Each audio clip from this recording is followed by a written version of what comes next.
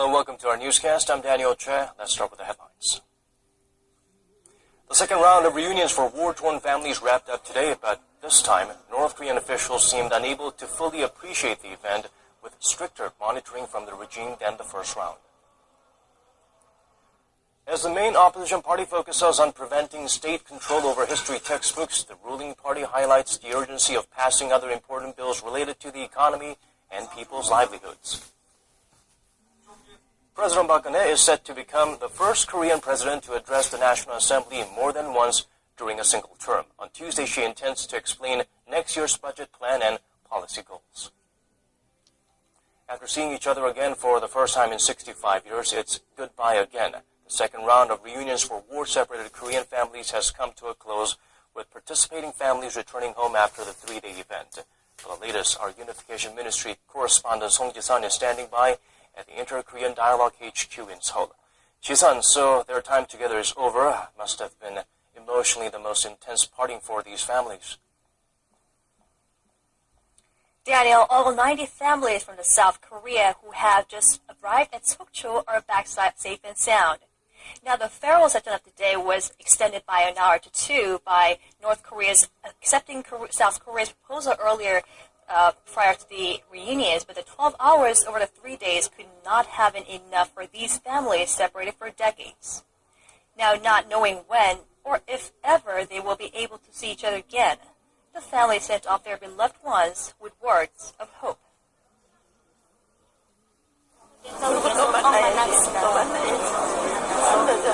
만날 때까지 나도 아직까지 살았으니까 너 건강하게 있다가 만나자.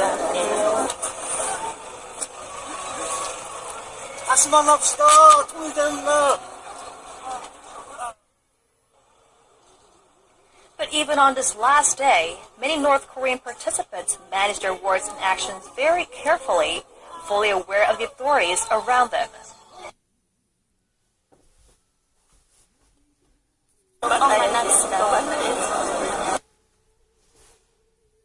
Was with words of hope.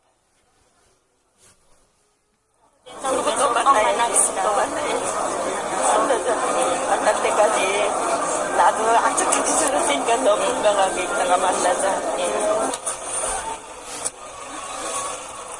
다시 만납시다. 통일되는 날. But even on this last day, many North Korean participants managed their words and actions very carefully, fully aware of the authorities around them. It makes their southern families even more sad, families who call for greater channels of exchange between the separated families. 울지 말아요. 이렇게요. 행복해요. 우리는 행복해요. 울지 말아요. 우리 행정관이 언제 한번 왔다 갔다 그랬으면 좋겠습니다. 그게 바로. Now, as these families suffer extensive emotional pain and stress after parting with long-lost relatives on the other side of the border, South Korea's Unification Ministry also offers counseling programs upon their return. Daniel?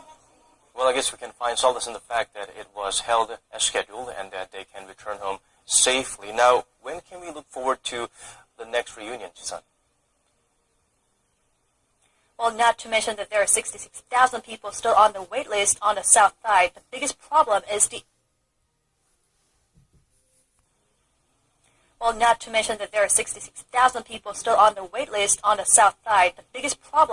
aging of these separated families.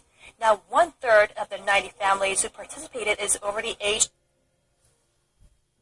of these separated families. Now, 1/3 of the 90 families who participated is over the age of 90.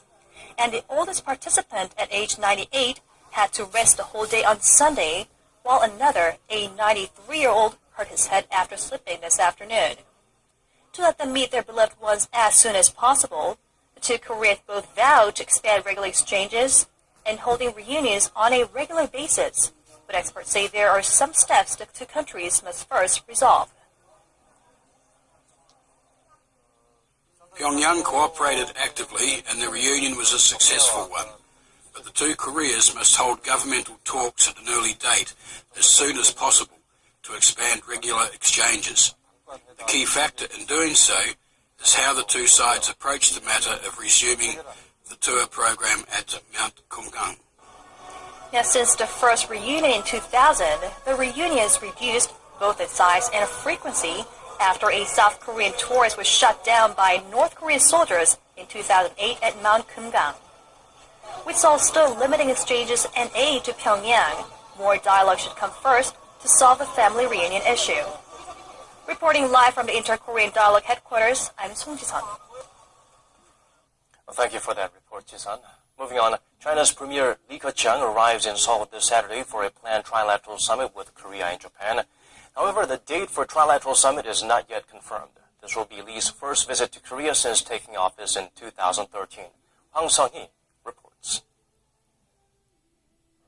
The main purpose of Premier Li Keqiang's visit is to attend the planned trilateral Korea-Japan-China summit. The presidential office of National Assembly on Tuesday to explain the government's budget plan and policy goals for next year. It will be her third address to the National Assembly since taking office in the year 2013. None of her predecessors have addressed the National Assembly more than once during their term, as it is the Prime Minister who traditionally does so. The President is expected to call on lawmakers to swiftly pass a handful of bills related to economic revitalization and labor reforms. It's unclear if President Park will raise the issue of reintroducing a state-issued secondary school history textbook. You can catch the President's speech live on Arirang TV at 10 a.m. Korea time on Tuesday, so do tune in. Li Keqiang arrives in Seoul this Saturday for a planned trilateral summit with Korea and Japan. However, the date for trilateral summit is not yet confirmed. This will be Li's first visit to Korea since taking office in 2013. Hwang Sung-hee reports. The main purpose of Premier Li Keqiang's visit is to attend the planned trilateral Korea-Japan-China summit. The presidential office of Cheonwade said Monday that Li will arrive in Seoul on Saturday for a 3-day stay. On the summit sidelines, Li will hold bilateral talks with President Park on Saturday to discuss Korea-China ties along with regional and global issues. He will also meet with the Speaker of the National Assembly, the Prime Minister, and business leaders. The date for the trilateral summit has not been confirmed, but November 1st is the most likely date, with Japanese media reporting the leaders will hold their first summit in more than 3 years this Sunday at Korea's presidential office. But what about the much-anticipated bilateral meeting between President Park and their Japanese counterpart? A presidential office official says Korea has proposed to hold the meeting on Monday, November 2nd, and is waiting for Japan's answer. However, both sides still seem uncertain about the agenda for the meeting between President Park and Shinzo Abe. The Japanese daily Sankei Shimbun reported Monday that Korea is pushing for an apology from Prime Minister Abe about Japan's wartime sexual enslavement of Korean women. This while Japan wants a no-strings-attached summit. Hwang Sung-hee, Arirang News. Compromise and getting back to their legislative work, rival parties continue playing ping-pong over a planned state author history textbook. Ji Myung-gil tells us more. Criticizing the opposition's all-out efforts to halt the government's plan for a state-authored secondary education history textbook, the ruling Saenuri Party is urging the opposition bloc to normalize parliamentary affairs. The golden time is running out to pass bills related to reviving the nation's stagnant economy and stabilizing people's livelihoods. The opposition should stop using the textbook as a political tool and come back to Showing no signs of reaching a compromise and getting back to their legislative work, rival parties continue playing ping-pong over a planned state author history textbook. Ji Myung-gil tells us more. Criticizing the opposition's all-out efforts to halt the government's plan for a state-authored secondary education history textbook, the ruling Saenuri Party is urging the opposition bloc to normalize parliamentary affairs. The golden time is running out to pass bills related to reviving the nation's stagnant economy and stabilizing people's livelihoods. The opposition should stop using the textbook as a political tool and come back to the negotiating table.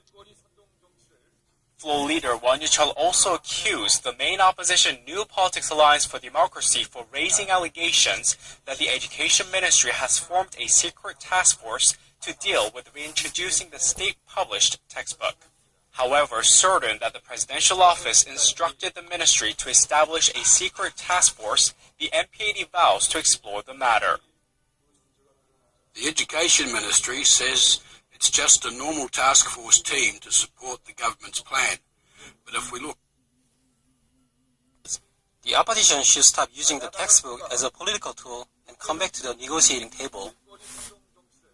Floor leader Won Ju-chul also accused the main opposition New Politics Alliance for Democracy for raising allegations that the Education Ministry has formed a secret task force to deal with reintroducing the state-published textbook. However, certain that the presidential office instructed the ministry to establish a secret task force, the MPAD vows to explore the matter. The Education Ministry says it's just a normal task force team to support the government's plan.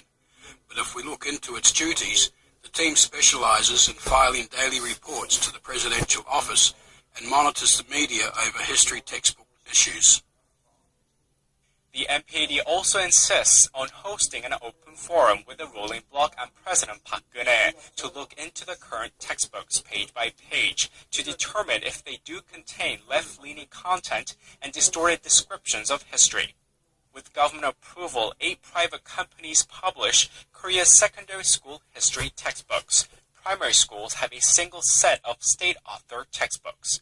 Kim Young-gyun, Arirang News. Deepening refugee crisis in Europe has prompted leaders of member and non-member states to gather to discuss how to best handle the situation. With an unprecedented flow of people coming into Europe to flee conflict in war-torn countries, the bloc will need to find some solidarity to solve the problem. Son Jung-in has more. Thousands of refugees continue their journey toward Western Europe by crossing into Croatia from Slovenia. This is their new route after Hungary closed its borders last month. Wrapped in blankets in a bid to protect themselves against freezing temperatures, those making the journey say it's a tough route and that there's no food or water in the camps they stop at. It's too much cold. It's too bad. Nobody... If you want to stay, you can't stay. It's better to walk this way because it's too dangerous. EU and Balkan leaders came together at a hastily arranged emergency summit in Brussels to seek ways to ease the plight of refugees making the grueling journey across the Balkans to reach Germany and other wealthy EU countries. However, the leaders remain split over how to best handle the crisis. Slovenia's prime minister warned the EU could face collapse if they don't agree on a plan soon. Europe is at stake now, and if we don't do all we can together to find a common solution to deliver it, then this is the beginning of the end of the EU. 2 videos have been released that purport to show a hostage rescue from an Islamic State prison. The raid led to the death of 1 American soldier. About 70 hostages were freed last week during a raid on an IS-controlled prison in northern Iraq. You're seeing the video now. US network NBC News received 1 video that appears to have been taken, as we can see, by helmet cameras. It came from the Jordan-based news outlet Arab 24. Arab 24 said it received the footage from Kurdish military officials. Dramatic scenes indeed. The Washington Post also obtained footage from a Kurdish-based news outlet as well. Now, as you can see in the videos, there are bullet holes in the walls and what appears to be a fire burning in the corner of the room as well. It also shows men being led out one by one and searched, as you can see there, by US and Kurdish commandos. Thanks for joining us this week. Hello and welcome to Business Daily. I'm Lee Ji-yoon in Seoul. Before we get started, let's take a quick glimpse at today's highlights. Portugal is looking to expand economic cooperation with Korea as it launches a trade and investment agency here in Seoul. We're seeing the UHD TV market expand thanks to a growing number of more affordable models and record shipments from Korean panel makers. But first, global economic institutions are lowering Korea's growth forecast for next year. According to the latest monthly consensus economic report, overseas think tanks and investment banks expect